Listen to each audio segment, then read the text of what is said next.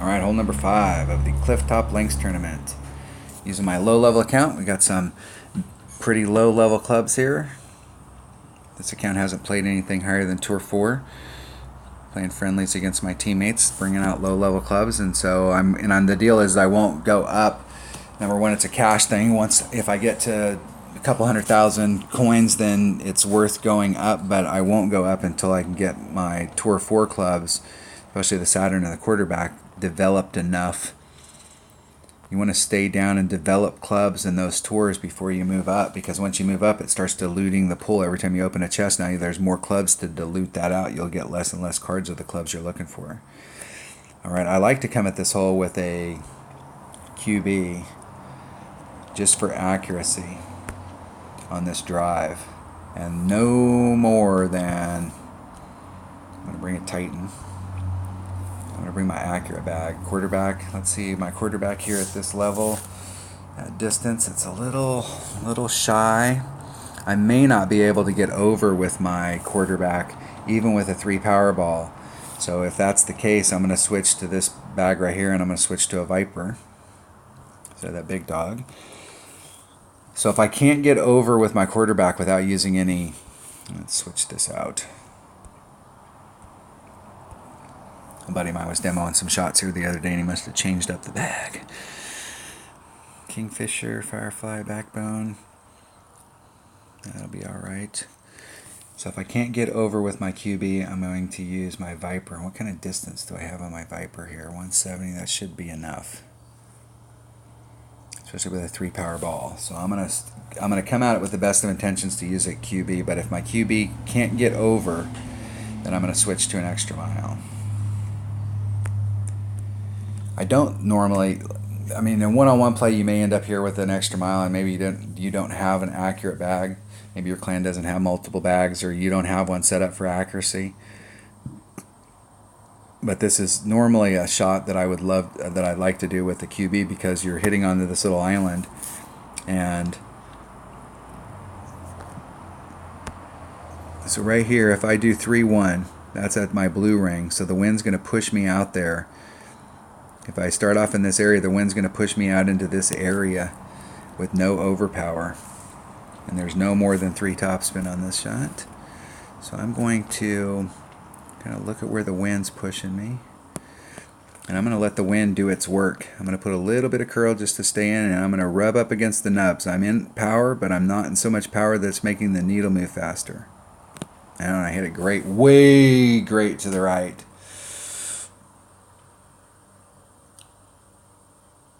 And that'll put me in the rough over there. And that was just that shot was set up perfect. I hit it 2-3 rings great to the right, and you can't do that.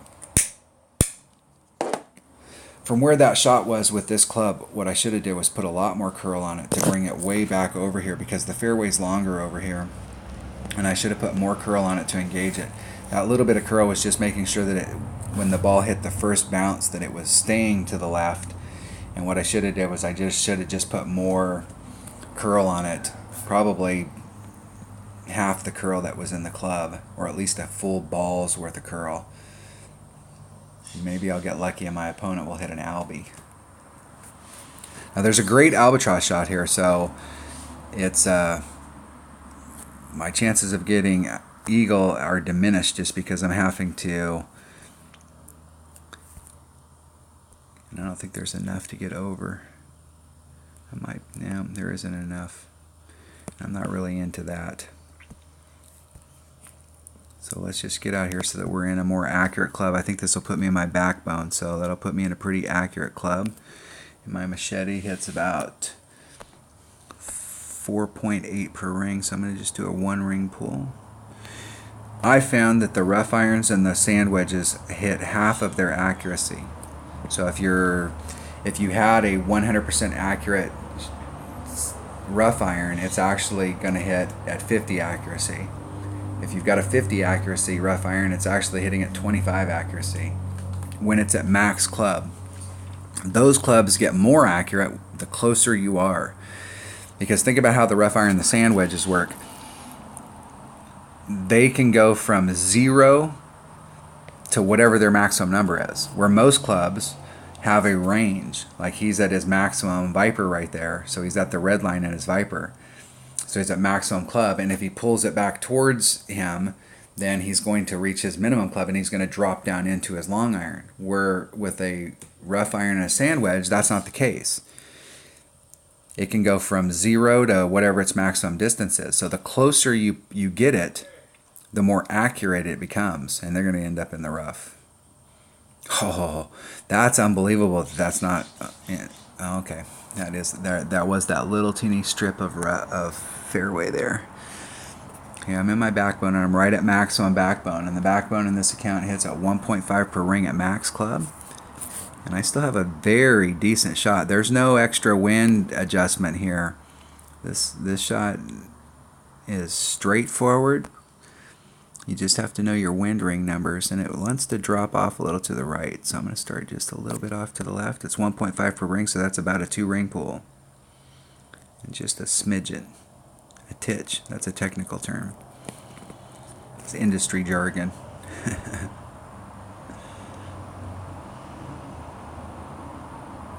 Hit it great to the right, or excuse me, great to the left.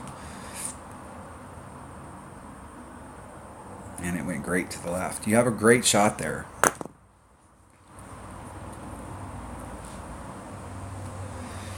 From where our opponent was, that's a serious albatross shot.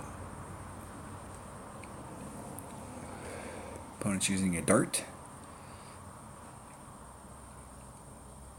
A dart's a good club, but once you start getting, most people are going to end up being either inbringer or rapier people as they go up and their clubs get more developed.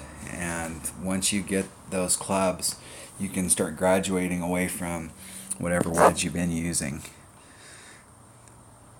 Alright, that's 2 of the eagle holes that I did not get an eagle on because I made a mistake on the drive here, and on hole number 3 I didn't execute very well on the second shot. But what I'm doing on this basic account, this is the first time I played this all week. I haven't practiced any of the holes with these clubs, and what I am learning here is, you know, what I'm going to need to do.